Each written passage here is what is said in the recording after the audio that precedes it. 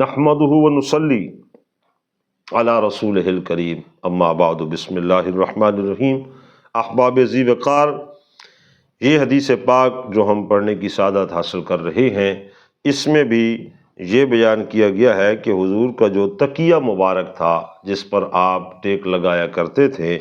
وہ بھی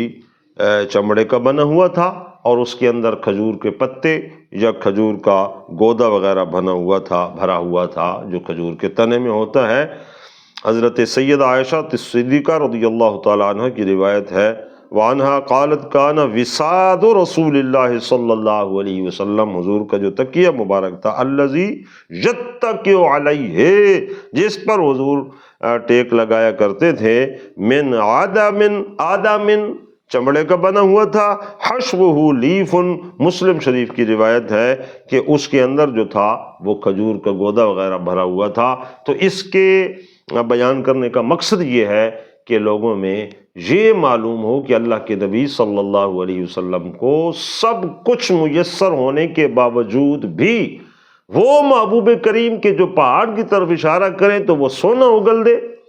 اور جن کے انگشت مبارک کے اشارے سے چاند رقص میں آ جائے اور پلٹا سورج واپس آ جائے، تو وہ تو طرح طرح کی نعمتیں